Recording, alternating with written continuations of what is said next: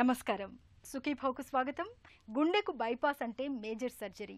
ఛాతీని తెరిచి ఆపరేషన్ చేయాల్సి ఉంటుంది. అయితే ఇదంతా ఒకప్పుడు. మినిమల్ ఇన్వేజివ్ టెక్నాలజీ అందుబాటులోకి వచ్చాక ఇవాళ ఛాతీని ఏమాత్రం తెరవకుండానే చిన్న చిన్న రంధ్రాల సాయంతో చాలా తేలిగ్గా గుండెకు సర్జరీ చేస్తున్నారు.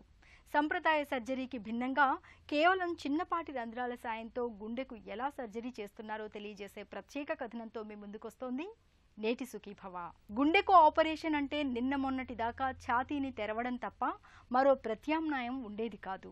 ఛాతీ ఎముకను చీల్చి గుండెకు చేరుకుని చివరగా సర్జరీ చేయాల్సి వచ్చేది.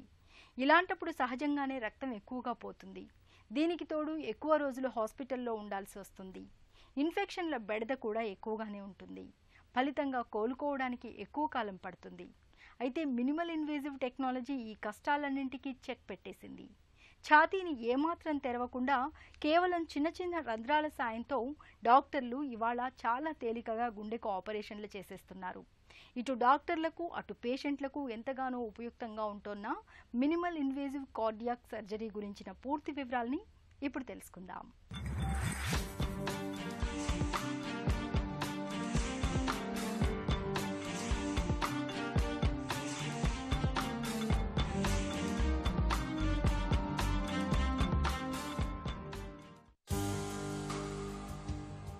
ఒకప్పుడు గుండె ఆపరేషన్ అంటే ఛాతీపై పెద్ద పెద్ద కోతలు, నెలల తరబడి ఆసుపత్రిలో ఉండాల్సి వచ్చేది.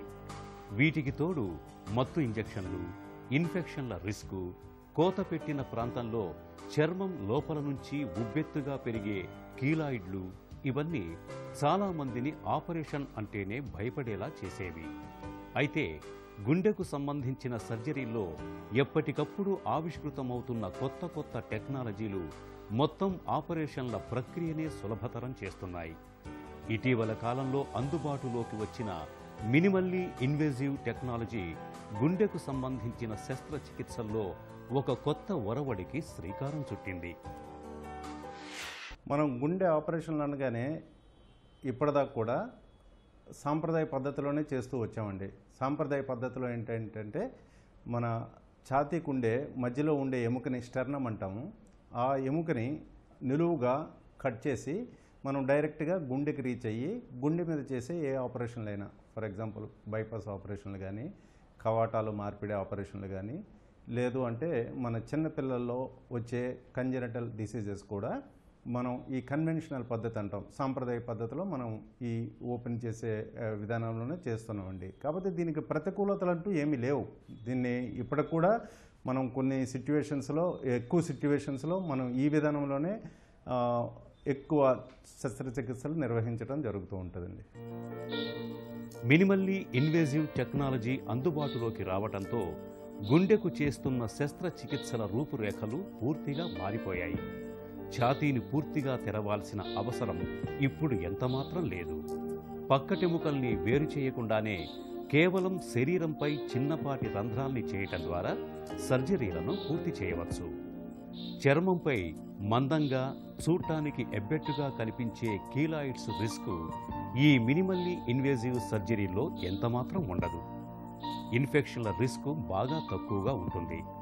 పేషెంట్లు కూడా వేగంగా కోలుకునే అవకాశాలు ఎక్కువగా ఉంటాయి. ఈ మినిమల్ ఇన్వేసివ్ టెక్నాలజీ అన్నది గత 10 సంవత్సరాల నుంచి ప్రాచుర్యంలోకి వచ్చిందండి. సంప్రదాయ పద్ధతిలో ఏదైతే ఉందో దానిలో మన ఛాతీలో ఉన్న మొత్తం బోన్ అంతటిని కూడా ఓపెన్ చేయాల్సి వస్తుంది. It's like A surgical fracture అంటాం. అంటే మనకు బోన్ అయితే ఎలా ఎరుగుతుందో అదే రకంగా మనం సర్జరీతో కట్ చేయాల్సి ఉంటుంది. సో దాంతో ఏంటంటే మనకు రికవరీ టైం కానీ, ఆపరేషన్ తర్వాత పెయిన్ కానీ, బ్లీడింగ్ కాంప్లికేషన్స్ కానీ, ఇన్ఫెక్షన్ కాంప్లికేషన్స్ కానీ చాలా ఎక్కువ ఉంటాయి.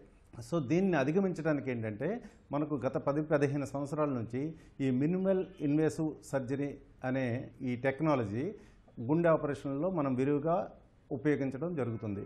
సో ఈ పద్ధతిలో ఏం చేస్తామంటే మనం గుండెని ఈ చెస్ట్ బోన్, మిడిల్ బోన్ని ఓపెన్ చేయకుండా ఛాతీ లోపల నుంచి పక్కటెముకల మధ్యలో, ఆ పక్కటెముకలను కూడా మనం డిస్టర్బ్ చేయకుండా ఆ పక్కటెముకల మధ్యలో ఉన్న గ్యాప్లో నుంచి మనం లోపలికి వెళ్ళి గుండెని డైరెక్ట్గా అప్రోచ్ అయ్యి సో గుండె మీద జరిగే ఆపరేషన్లు మనం ఈ విధంగా చేయటం అన్నది ఈ పద్ధతిలో జరుగుతూ ఉంటుంది. సో దీనివల్ల చాలా అడ్వాంటేజెస్ ఉన్నాయి. ఈ అడ్వాంటేజెస్ ఏంటంటే ముఖ్యంగా పేషెంట్ రికవరీ అనేది చాలా తొందరగా ఉంటుందండి.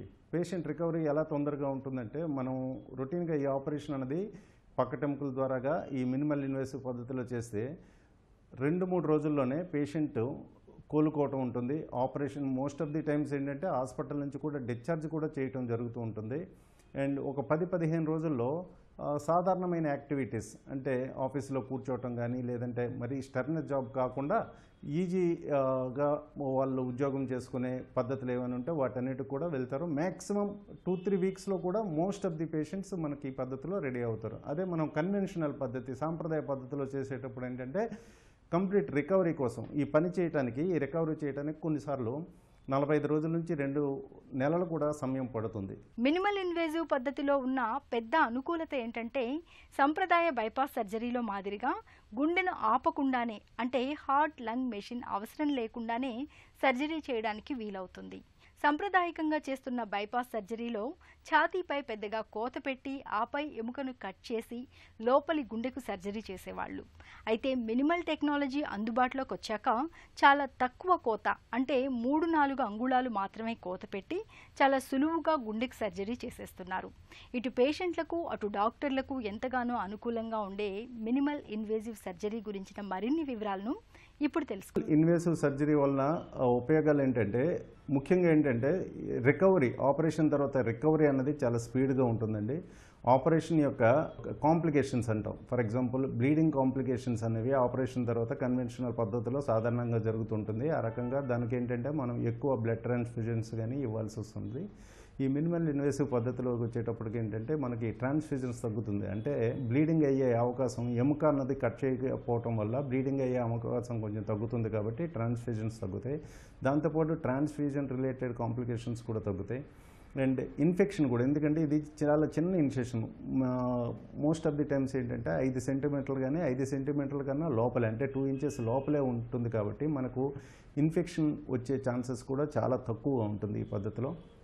అంతేకాకుండా ప్రధానంగా ఈ పెళ్ళి కానీ ఆడపిల్లలు కానీ, లేదంటే ఇంకా అంటే కాస్మెటిక్గా చెప్పుకోవాలంటే వాళ్ళలో ఏంటంటే ఈ రొమాటిక్ హార్ట్ డిసీజ్ అంటాం, వాల్వ్ మార్చటం కానీ లేదంటే వాల్వ్ని రిపేర్ చేయటం కానీ ఈ పద్ధతిలో చేసేటప్పుడు కాస్మెటిక్గా చాలా బాగుంటుందండి. ఎందుకంటే మనకు సమాజంలో ఈ మనకు మిడ్ లైన్ ఇన్సిషన్, అంటే ఇప్పుడు మనం కన్వెన్షనల్గా బోన్ ఓపెన్ చేసేది ఏంటంటే అది చూసేటప్పటికి నిజంగానే మనం గుండె ఆపరేషన్ని ఎంత సక్సెస్ఫుల్గా చేసినా, పేషెంట్ని సాధారణ స్థితికి తీసుకొచ్చినా సరే మనకు సమాజంలో అది చూడటానికి ఎలా ఉంటుందంటే ఇంకా హార్ట్ పేషెంటే, ఈవెన్ పేషెంట్కి ఉంటుంది, చుట్టుపక్కల వాళ్ళకి కూడా ఉంటుంది. సో ఈ పద్ధతిలోకి వచ్చేటప్పటికి ఏంటంటే ఈ ఇన్సిషన్ కూడా ఎక్కడ కనబడదు అండ్ వాళ్ళ యాక్టివిటీ కూడా నార్మల్గా ఉంటుంది కాబట్టి సో మనకు కాస్మెటిక్గా దీనివల్ల చాలా అడ్వాంటేజెస్ ఉంటాయి. సో ఈ విధంగా రికవరీ ఫాస్ట్గా ఉంటుంది, తొందరగా హాస్పిటల్ నుంచి డిశ్చార్జ్ ఫాస్ట్గా ఉంటుంది, హాస్పిటల్ బెడ్ మీద నుంచి కూడా గెటప్ అంటే తొందరగా లేచే అవకాశం కూడా ఎక్కువ ఉంటుంది. ఈ తక్కువ కోత అంటే మనకు మినిమల్ ఇన్వేసివ్ కంప్లీట్గా ఈ విధానం వచ్చే ముందు ఏంటంటే ఈ బోన్ని కంప్లీట్గా తెరవకుండా కొన్ని ఆపరేషన్లకి, సపోజ్ మనం అయార్టిక్ వాల్వ్ రిప్లేస్మెంట్ అంటాం, అయార్టిక్ వాల్వ్ రిప్లేస్మెంట్కి ఏంటంటే ఈ ఛాతీ బోన్నే కంప్లీట్గా తెరవకుండా మనం పార్షియల్గా ఓన్లీ అప్పర్ పార్ట్లోనే స్ప్లిట్ చేయటం, కొన్ని ఆపరేషన్లు మైటల్ వాల్వ్ రిప్లేస్మెంట్ అని, లేదంటే ఏట్రియల్ సెప్టల్ డిఫెక్ట్ క్లోజర్కి వచ్చేటప్పటికి లోవర్ పార్ట్ అంటాం, అంటే ఈ ఛాతీ బోన్లో ఉన్న కింద భాగాన్ని మాత్రమే సపరేట్ చేసి ఆ పద్ధతిలో చేయటం అనేది తక్కువ కోతతో చేసే విధానాలు వచ్చాయి. బట్ ఏదైనా సరే వీటిలో ఎంతో కొంతవరకు ఎముక అన్నది కట్ చేయాల్సిన పరిస్థితి వస్తుంది. కానీ మినిమల్ ఇన్వేసివ్ సర్జరీకి వచ్చేటప్పటికి ఏంటంటే కంప్లీట్గా మనం ఎముక అనేది ఎక్కడ కట్ చేయం. కాకపోతే ఏంటంటే దీనికి కూడా కొన్ని పరిమితులు ఉన్నాయి. బట్ ఎముక కట్ చేయకుండానే మనం 4 నుంచి 5 సెంటీమీటర్లు, అంటే 2 ఇంచుల లోపల 2.5 ఇంచుల లోపల ఘాటుతోనే మనం ఆపరేషన్స్ అన్నీ ఎడం వైపు నుంచి కానీ కుడి వైపు నుంచి కానీ, సపోజ్ ఒక్కొక్క ఆపరేషన్కి ఒక్కొక్క రకంగా ఉంటుంది. సపోజ్ బైపాస్ ఆపరేషన్ చేసేటప్పుడు ఎక్కువలో ఏం చేస్తామంటే ఎడం వైపు నుంచి ఛాతీ ఎముకల మధ్యలో నుంచి గుండెకి రీచ్ అవ్వడం జరుగుతుంది. అదే కవాటాల మార్పిడి అంటే అయార్టిక్ వాల్వ్ కానీ మైటల్ వాల్వ్ కానీ లేదంటే కంజెనిటల్ పుట్టుకతో ఉండే ఏట్రియల్ సెప్టల్ డిఫెక్ట్స్ కానీ వాటిని కుడివైపు నుంచి మనం ఛాతీ ఎముకల మధ్యలో నుంచి ఈ ఆపరేషన్ చేయడం అనేది జరుగుతూ ఉంటుంది. గుండెకు సంబంధించినంత వరకు దాదాపు 90% సమస్యల్ని మినిమల్లీ ఇన్వేజివ్ సర్జరీలతో సరిచేయచ్చు. ప్రధానంగా బైపాస్ సర్జరీ, వాల్వ్ రీప్లేస్మెంట్, గుండె పైగదుల్లో రంధ్రాలకు మినిమల్లీ ఇన్వేజివ్ సర్జరీలు బాగా ఉపయుక్తంగా ఉంటున్నాయి. అయితే పెరికార్డెక్టమీ వంటి సమస్యలకు, వాల్వ్ సమస్యలకు కలిసికట్టుగా ఆపరేషన్లు చేయాల్సి వచ్చినప్పుడు మినిమల్లీ ఇన్వేజివ్ సర్జరీలు చేయటానికి వీలు పడదు. ఈ మినిమల్ ఇన్వేసివ్ పద్ధతిలో అండి సాధారణంగా 90% వరకు మన గుండెకి ఏవైతే శస్త్రచికిత్సలు మనం కన్వెన్షనల్ విధానంలో చేస్తామో అవన్నీ కూడా మనం మినిమల్ ఇన్వేసివ్ పద్ధతిలో ఈరోజు చేసే స్థితికి అయితే చేరుకున్నాం. ఫర్ ఎగ్జాంపుల్ కామన్గా చేసే బైపాస్ ఆపరేషన్లు అంటే మనకు హార్ట్ అటాక్ వచ్చిన తర్వాత యాంజియోగ్రామ్ చేస్తారు. 3 రక్తనాళాలు కానీ లేదంటే బ్లాక్స్ 3 కన్నా ఎక్కువ బ్లాక్స్ ఉన్నా సరే మనం, లేదంటే స్టంటింగ్ అన్నది డిఫికల్ట్ అయినా, లేదంటే స్టంటింగ్ వల్ల ఉపయోగం ఎక్కువ లేకపోయినా సరే మనకు బైపాస్ ఆపరేషన్ అన్నది అడ్వైజ్ చేయడం జరుగుతుంటుంది. సో ఈ బైపాస్ ఆపరేషన్స్ అన్నీ కూడా చాలా వరకు మనం మినిమల్ ఇన్వేసివ్ పద్ధతిలో చేయగలుగుతాం. కవాటాల మార్పిడి ఆర్ కవాటాలు రిపేర్ చేయటం ఈ పద్ధతులను కూడా మనం కంప్లీట్గా మినిమల్ ఇన్వేసివ్ పద్ధతిలో చేయగలుగుతాం. అండ్ కొన్నిసార్లు ట్యూమర్స్ ఉంటాయండి, హార్ట్లో ట్యూమర్స్ అనేది లెఫ్ట్ సైడ్ ఛాంబర్స్లో కానీ రైట్ సైడ్ ఛాంబర్స్లో ఉన్నా సరే మనం వాటిని కూడా మినిమల్ ఇన్వేసివ్ పద్ధతిలో ఆ లోపల అయితే ఏవైతే గడ్డలు ఉన్నాయో గుండెలో ఉండే గడ్డలను కూడా తొలగించడం జరుగుతుంది. అన్ని రకాలని చెప్పలేం కానీ బట్ కొన్ని రకాలు ఏట్రియల్ సెప్టల్ డిఫెక్ట్ అని, లేదంటే పల్మనరీ వాల్వాటమీ, లేదంటే పల్మనరీ వాల్వ్ రిప్లేస్మెంట్, ఇలాంటివి పుట్టుకతో వచ్చే ప్రాబ్లమ్స్ను కూడా మనం కొన్నింటిని ఈ మినిమల్ ఇన్వేసివ్ పద్ధతిలో చేయటం అన్నది జరుగుతుంది. ఈవెన్ చిన్న పిల్లలకు కూడా ఎంత చిన్న పిల్లలకైనా సరే ఏట్రియల్ సెప్టల్ డిఫెక్ట్స్ అనేది ఏంటంటే మనం ఈ మినిమల్ ఇన్వేసివ్ పద్ధతిలో అంటే చేయటం అన్నది పాసిబిలిటీ ఉందండి. మినిమల్ ఇన్వేజివ్ కార్డియక్ సర్జరీతోని డెఫినెట్గా అడ్వాంటేజెస్ ఉన్నాయి. చిన్న ఇన్సిషన్తోని పేషెంట్స్ హ్యాపీ ఉంటారు. ఆ ఇన్సిషన్ ఛాతీ ముందు కనిపించక ఎస్పెషలీ విమెన్కి దాంట్లో కొన్ని అడ్వాంటేజెస్ ఉంటాయి. హాస్పిటల్ స్టే కనీసం 1 రోజు 2 రోజులు తగ్గుతాయి అండ్ వాళ్ళు మళ్ళీ వర్క్ జాయిన్ అవ్వటానికి తొందరగా వాళ్ళు సిద్ధపడచ్చు. ఈ ఆపరేషన్స్ అందరికీ కాదు, ఎందుకంటే ఇది మా దేశంలో కూడా only handful of doctors, approximately ఒక 20 డాక్టర్స్ చేస్తారండి. అండ్ అది కూడా పేషెంట్స్ని సెలెక్ట్ చేసి చూస్ చేసి ఏ పేషెంట్స్ని వితౌట్ కాంప్లికేషన్స్ చేయొచ్చు వాళ్ళని చూస్ చేసి చేస్తారు. ఆపరేషన్ ఏ సైడ్ నుంచి చేయినా, చిన్న ఇన్సిషన్తోనే చేయినా పెద్ద ఇన్సిషన్తోనే చేయినా, యాజ్ డాక్టర్స్ మా ప్రైమరీ కన్సర్న్ ఏంటంటే ఆపరేషన్ స్మూత్గా సేఫ్గా కరెక్ట్గా అయిపోవాలి. కొన్నిసార్లు కొన్ని ఆపరేషన్స్ మేము ఎస్పెషలీ వాల్వ్ ఆపరేషన్స్ లేక పుట్టప్ నుంచి వచ్చే వ్యాధులు, దానికి ఆపరేషన్స్ మేము మినిమల్ ఇన్వేజివ్గా ఈజీగా చేసుకోవచ్చు. వేరే ఆపరేషన్స్ అంత ఈజీగా అవ్వకపోవచ్చు. బైపాస్ ఆపరేషన్స్ కూడా ఎస్పెషలీ గుండె నరాలు, లెఫ్ట్ సైడ్ ఉండే గుండె నరాలకి బైపాస్ ఆపరేషన్స్ మేము మినిమల్ ఇన్వేజివ్ కార్డియక్ సర్జరీతో చేసుకోవచ్చు. రైట్ సైడ్ నరాలకి, ఎందుకంటే గుండెకి రైట్ సైడ్ కూడా నరాలు ఉంటాయి కాబట్టి రైట్ సైడ్ నరాలకి అంత సులభంగా ఉండదు. ఇక్కడే కాదు, వేరే అమెరికాలో యూకేలో కూడా జనరల్గా వాళ్ళ ఫేమస్ సర్జన్స్ కూడా ఇది చేయరు. అప్పుడు మేము కార్డియాలజిస్ట్తో పాటు కోఆపరేట్ చేస్తూ రైట్ సైడ్కి స్టెంట్ వేసుకోవడము, లెఫ్ట్ సైడ్కి మినిమల్ ఇన్వేజివ్గా బైపాస్ చేసుకోవడము, అది ఒక అప్రోచ్ ఉంటుంది. మినిమల్ ఇన్వేజివ్ పద్ధతిలో గుండెకు సర్జరీ చేయించుకున్న తర్వాత పూర్తిగా కోలుకోవడానికి ఎన్ని రోజులు పడుతుంది? సర్జరీ తర్వాత జీవనశైలిలో ఎలాంటి మార్పులు చేసుకోవాలి? మినిమల్ ఇన్వేజివ్ టెక్నాలజీపై మనకు ఎలాంటి అవగాహన అవసరం? మొదలైన వివరాల గురించి ఇప్పుడు తెలుసుకుందాం. మన దేశంలో దాదాపు 32,000 మంది చిన్నారులు పుట్టుకతోనే గుండె జబ్బులతో పుడుతున్నారని అంచనాలు స్పష్టం చేస్తున్నాయి. ఇలా గుండె జబ్బులతో పుట్టిన చిన్నారులకు ఏడాదిలోపే సర్జరీ చేయొచ్చు. అలాగే తల్లి గర్భంలో ఉండగానే కూడా పిల్లల్లో గుండె లోపాలను పసిగట్టి వారు పుట్టిన తర్వాత సర్జరీలతో వాటిని సరిచేయవచ్చు. అయితే వచ్చిన చిక్కేమిటంటే ఇంత చిన్న వయసులో పెద్ద కోతల ద్వారా ఆపరేషన్లు చేయటం అన్నదే బాధాకరంగా ఉండేది. అయితే మినిమల్లీ ఇన్వేజివ్ సర్జరీలు అందుబాటులోకి వచ్చాక ఇప్పుడు గుండెకు సంబంధించి అనేక సమస్యలకు భారీ కోతలు, కుట్లు లేకుండా సులభంగా సర్జరీలు చేయగలుగుతున్నారు. చెప్పాలంటే అందరికీ ఈ పద్ధతి అన్నది సరిపోదండి. ఎందుకు సరిపోదు అంటే ఈ మినిమల్ ఇన్వేసివ్ పద్ధతి అన్నది ఏంటంటే డెఫినెట్గా ఇది ఒక ప్లాన్డ్ సర్జరీ.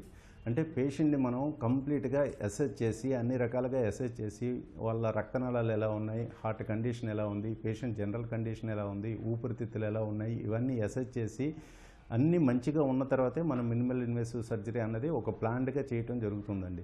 ఇప్పుడు మీరు అన్ని పేషెంట్లకి ఇది చేయటం పాసిబుల్ ఎందుకు కాదంటే ఇప్పుడు చాలా వరకు మాకేంటంటే ఒక 10% దాకా ఎమర్జెన్సీ సర్జరీస్ ఉంటాయి. ఈ ఎమర్జెన్సీ సర్జరీస్లో హార్ట్ అన్స్టేబుల్గా ఉండేటప్పుడు ఏంటంటే మనకి ఈ పద్ధతి అన్నది అంత సూటబుల్ కాదు. ఎందుకంటే మనం పేషెంట్ని రిస్క్లో పెట్టే అవకాశం కూడా ఉంటుంది. సో అలాంటి కండిషన్లో ఈ ఆపరేషన్ అనేది కొంచెం చేయడం కష్టం అవుతుంది. అంతేకాకుండా ఏంటంటే కొంతమందికి ఈ ఊపిరితిత్తుల్లో కానీ మేజర్ ప్రాబ్లమ్స్ ఉన్న ఈ ఆపరేషన్ చేయటం అన్నది కొంచెం ఇబ్బందిగానే ఉంటుంది. ఇవి కాకుండా ఏంటంటే మనం కార్డియోపల్మనరీ బైపాస్ అనేది ఈ మినిమల్ ఇన్వేసివ్ పద్ధతిలో మనం ఛాతీ బోన్ తరవట్లేదు కాబట్టి మనం డైరెక్ట్గా హార్ట్ లోపలికి ట్యూబ్స్ వేయలేం. సో అలాంటప్పుడు ఏం చేస్తుంటామంటే మనం బైపాస్ ఈ కార్డియోపల్మనరీ బైపాస్ అనేది మన తొడ దగ్గర తుంటి దగ్గర ఉండే రక్తనాళాల్లో నుంచి మనం పైప్స్ హార్ట్ లోపలికి పంపించడం జరుగుతుంది. సో ఎవరికైతే ఈ తుంటి రక్తనాళాల్లో కానీ బ్లాక్స్ ఉన్నా సరే మనం ఈ ఆపరేషన్ అన్నది చేయటం కొంచెం కష్టం అవుతుంది.